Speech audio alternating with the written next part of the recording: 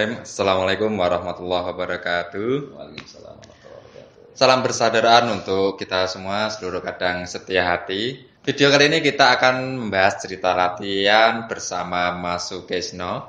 Mas Sukesno adalah warga persaudaraan setia hati Ternate yang saat ini aktif melatih di UIN Syarif Hidayatullah Jakarta, dan juga beliau aktif di kepengurusan cabang Tangerang Selatan.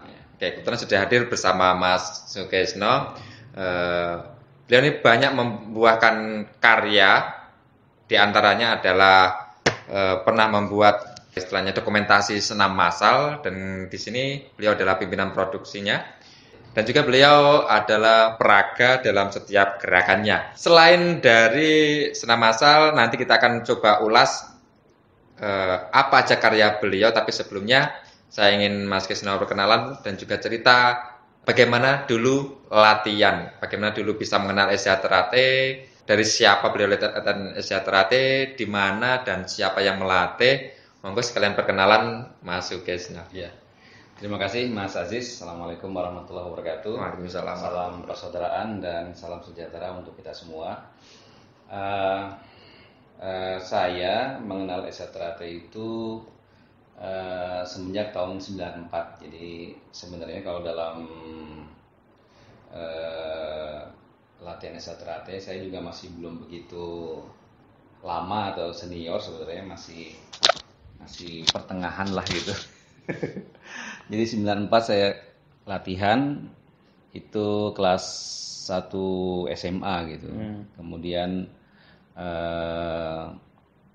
tahu SDH Ternate itu dari teman sebenarnya. Waktu itu ada Mas Wahyudi gitu, satu SD, lalu kemudian kita dulu pernah belajar silat di sekolah dasar bareng, lalu kemudian beliau belajar SDH Ternate, saya kemudian melanjutkan ke sekolah yang lain gitu. Lalu kemudian karena orang tua tuh berasal dari Jawa Timur dan Jawa Tengah, jadi mungkin dalam beberapa kultur Jawa, orang anak laki-laki, kebetulan saya anak kedua, saya 4 bersaudara dan saya anak kedua. Kakak saya itu perempuan, jadi istilahnya sebagai penanggung jawab keluarga gitu. Adik saya 2 juga laki-laki, jadi saya laki-laki pertama walaupun anak kedua gitu, dari 4 bersaudara. Oleh sebab itu ayah atau bapak saya waktu itu kemudian mensyaratkan saya untuk kemudian bisa bela diri. Nah waktu itu Asal bela diri bapaknya ya? Ya, pokoknya harus bisa bela diri apa saja. Jadi saya nyari-nyari karate, nyari-nyari silat bangau putih waktu itu gitu ya. Sempat waktu itu mau ikut taekwondo sebenarnya, tapi agak jauh dari rumah. Dan karena jauh dari rumah perlu ongkos, transportasi segala macam, sama bapak nggak diperbolehkan. Gitu, akhirnya dia bilang cari saja yang dekat gitu kan, karena mungkin kalau untuk transportasi mungkin waktu itu udah sekolah segala macam biayanya cukup besar, akhirnya tidak diperbolehkan gitu. Sehingga kemudian akhirnya ya itu saya ingat sama teman SD saya itu namanya Mas Wahyudi itu kebetulan. Nah, dia ikut SDH Ternate gitu. Waktu itu saya kan nggak tahu itu SDH Ternate. Pokoknya dia ikut silat gitu. Dan silatnya waktu itu ada di Gedung Serbaguna PU. Jadi dekat rumah saya memang gitu. Jadi ya sudah ya. Itu kelas 1 SMA itu? Iya, gitu. Saya kemudian nyamper beliau ke rumahnya, saya tanya apakah masih ikut latihan silat, saya bilang gitu. Masih, akhirnya saya berkeinginan untuk ikut. Nah kebetulan saat saya ke rumahnya itu malamnya itu hari latihan. Jadi saya disuruh datang lagi maghrib atau ba'da isya tuh saya lupa, sudah lama. Akhirnya saya ikut latihan saat itu. Ya sudah dari situ saya latihan SDH Ternate gitu. Saya nggak ngerti itu SDH Ternate, pokoknya saya latihan silat ya, pokoknya gitu. Ya. Gitu. Ya. Nah, ternyata memang juga bapak saya ternyata memang saat itu memang sudah memplanningkan, wallahu alam bisawab, saya nggak tahu ya waktu itu. Ternyata dia bilang itu si Kisno udah ikut silat katanya di Serbaguna gitu. Coba lo. Jadi teman bapak saya ternyata warga juga Oh gitu. gitu ya. Gitu. Jadi akhirnya ketika saya 1 bulan 2 bulan latihan, datanglah itu namanya Pak Kosim, gitu. Mas Kosim waktu itu datang ke situ. Lihat, saya sempat kaget, loh, kok Mas Kosim bisa ada di sini? Ternyata memang suruh bapak saya untuk melihat itu si Kisno latihan beneran apa enggak gitu. Gitu. Ya akhirnya yang mau gimana lagi, saya udah terlanjur masuk ya sudah, akhirnya saya latihan aja. Gitu. Nah, mungkin singkat cerita, saya berlatih selama 4 tahun di Setrate. 4 tahun? Ya, 4 tahun di Setrate. Jadi pada masa itu polos itu saya selama setahun kalau saya menjalani latihan. Berarti lulus SMA itu belum selesai? Belum. Belum. Jadi kelas 1 saya setahun itu, kelas 2 itu saya jambon. Jambon itu kalau seingat saya itu saya 9 bulan baru lagi naik hijau. Itu kelas 2, naik kelas 3 berarti. Kelas 3 SMA itu saya masuk cabang. Awal-awal kelas 3 SMA. Nah, pada 96 waktu itu program cabang Jakarta Selatan itu 2 tahun gitu. Jadi saya masuk 96, ya otomatis saya latihan selama 2 tahun di hijau sampai putih itu gitu. Jadi baru selesai tahun 98 saya disahkan gitu. Lalu ya dari situ baru kemudian saya aktif melatih ke beberapa rayon sampai kemudian tempat singgahnya yang paling tetap ya Komisariat Jakarta gitu. Sampai sekarang alhamdulillah. Beberapanya sempat juga di cabang Jakarta Selatan hampir 3 kepengurusan ketua cabang diamanahkan dari mulai melatih cabang sampai menjadi pengurus. Alhamdulillah. Nah, kalau Mas Kesno sendiri kedekatan dengan Mas Sakti sendiri itu seperti apa? Nah, kayaknya lagi belajar dari Mas Sakti kayak gitu. Itu seperti apa? Sampai sekarang pun kita syuting ini di rumahnya Mas Sakti. Iya kan? Ya. Gimana ceritanya itu? Iya. Sebenarnya bertemu dengan Bapak itu juga sebenarnya faktor ketidaksengajaan sama seperti latihan. Jadi hidup saya ini sebenarnya walau alam gitu. Menurut saya faktor kebetulan atau ketidaksengajaan gitu. Tapi kalau saya bilang begitu itu melanggar akidah katanya. Karena saya belajar syariah jadi saya belajar agama, kemudian di situ ada ayat Al-Qur'an dalam surat Al-Imran gitu 191 itu Rabbana ma khalaqta hadza batilan gitu. Jadi Maha Suci Allah yang menciptakan segala sesuatu itu tidak sia-sia gitu. Jadi saya akhirnya berkeyakinan pada ayat atau firman tersebut bahwa memang semuanya adalah bagian dari takdir Allah Subhanahu wa taala. Jadi saya hanya menjalani saja. Nah, kembali kepada pertanyaan tersebut, pertemuan dengan Bapak itu juga sebenarnya sangat singkat dan tanpa ada atau terfikir dalam benak saya sebenarnya. Bertemu Bapak itu, Bapak Sakti Tamat itu adalah ketika saya minta tanda tangan awalnya gitu. Saya waktu itu masih putih, siswa putih. Ya. Waktu itu masih ada tradisi tanda tangan kepada para sesepuh atau tingkat 2.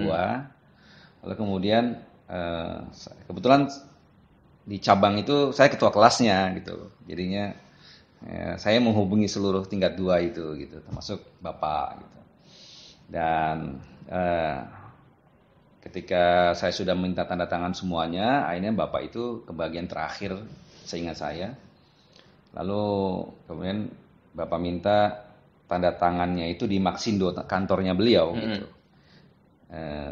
Waktu itu tidak umum karena seluruh tingkat 2 yang saya temui itu selalu di rumah gitu. Tapi beliau tidak mau di rumah justru. Maunya di kantor. Di kantor. Gitu. Berarti itu bukan malam hari ya? Jam kantor dong? Malam hari karena setelah pulang kantor dia maunya gitu. Ya justru ini yang apa namanya uniknya gitu. Jadi saya kalau tidak salah saya ke sana maghrib kalau nggak salah. Lalu kemudian saat itu ya zaman itu pulang tuh masih jam 5. Zaman itu Pulang 9 ya. Pulang kantor ya, zaman 96 97, 97 waktu itu saya putih. Sampai sekarang masih jam 5. Sekarang sudah jam 8 atau apa orang pulang kantor maksudnya. Oh. Orang pulang kantor itu sekarang sudah jam 8 apa jam 10 kan orang baru pulang sekarang. Dulu jam 4 jam 5 sudah pulang dari kantor gitu. Saya ke sana maghrib, lalu kemudian bapak sudah mau pulang waktu itu. Berapa orang itu? Ada 6 orang. Saya cuma 6 orang. Tapi waktu nemuin bapak itu masih komplit ada sekitar 9 orang gitu. Lalu saya dibawa ke lantai 2 waktu itu. Nah, bapak lantai 2, sehingga saya apa di kantor apa maksudnya di sebuah tempat karyawan atau di musola, saya kurang paham waktu itu, kurang ingat. Ketika dikumpulkan di situ, saya nggak nyangka, saya ke SAN itu cuma nggak ada 10 menit mas. Janjinya susah segala macam, tapi saya dikasihkan cuma 5 menit apa 10 menit itu nggak sampai pulang mas. Ya saya bengong-bengong aja gitu kan, astagfirullah. Di tempat Mas Dibio saya sampai seharian gitu, maksudnya dari malam sampai pagi gitu ya. Terus ya gitu. Laku segala macam. Tempat beliau 10 menit gitu. Seingat saya, karena beliau kumpulkan dia ngomong, habis itu dia pulang. Ya itu pertemuan saya pertama kali waktu jadi siswa gitu. Lalu sampai jadi warga pun, ya beliau memang tokoh ya, jadi saya nggak ada kepikiran, ya nggak ada sama sekali. Ya artinya jauh lah ya mas. Gitu. Stratanya jauh gitu maksudnya. Anggapannya saat itu begitu ya? Iya lah itu gitu jauh ya, nggak kepikiran sama sekali. Yang lihat beliau dari jauh gitu kan, ketika ada pertemuan di mana ya dari jauh mas gitu. Saya rajin juga ke acara-acara tertentu dan melihat beliau memberikan sambutan, kayasaan segala macam gitu kan. Ya, tahu beliau murid Mas Imam Supangat segala macam, ngerti, tapi ya saat itu ya, nggak ada kepikiran saya sama sekali. Sehingga pada suatu saat karena saya waktu itu juga termasuk yang paling tua di Komisariat UIN Jakarta. Waktu itu saya sudah pensiun dari cabang Jakarta Selatan waktu itu. Pensiun dalam artian kepengurusan? Iya, kepengurusan gitu. Saya sudah selesai di cabang Jakarta Selatan. Lalu kemudian saya hanya aktif di Komisariat UIN Jakarta. Nah, waktu itu karena saya paling tua di sana, paling senior di UIN gitu. Lalu kemudian sepertinya saya punya perasaan saya ini wajib mengayomi gitu istilahnya. Perasaan saya waktu itu. Bagaimana caranya warga-warga ini punya pengetahuan, punya ya keinginan untuk belajar Esa lebih dalam gitu. Karena pada masa-masa saya berlatih dan menjadi warga, saya banyak ke beberapa sesepuh belajar segala macam. Gitu. Akhirnya waktu itu saya membuat kunjungan. Jadi program kunjungan maksudnya. Ini inisiatif saya membuat program kunjungan ke beberapa sesepuh gitu. Ada Mas Parno, kemudian ada Mas Hendro gitu, Mas Mahendro segala macam. Waktu itu list daftar Pak Sakti itu nggak kepikiran Mas. Karena menurut saya nggak mungkin lah pikiran saya gitu. Ya. Untuk bisa ketemu nggak mungkin menurut saya, karena pengalaman saya siswa dan pengalaman saya jadi warga, beliau tuh kayaknya susah dihubungin juga. Terlalu tinggi seratanya, pikiran saya nggak ada ke situ. Walaupun ada masuk dalam list saya gitu. Lalu sudahlah saya berhasil ke Mas Hendro, ke Mas Parno, ke beberapa sesepuh segala macam. Saya berhasil. Lalu kemudian waktu itu saya buat janji ke Mas Joko Pramono. Mas Joko Pramono itu Dewan Cabang, Dewan Pertimbangan Cabang Jakarta Selatan waktu itu. Sudah deal waktu itu malam minggu, saya asar di sebuah masjid, lalu kemudian ada SMS ke saya bahwa Mas Joko membatalkan janjinya waktu itu, Mas Joko Pramono. Lah kadung saya sudah buat janji sama warga-warga waktu itu. Gitu.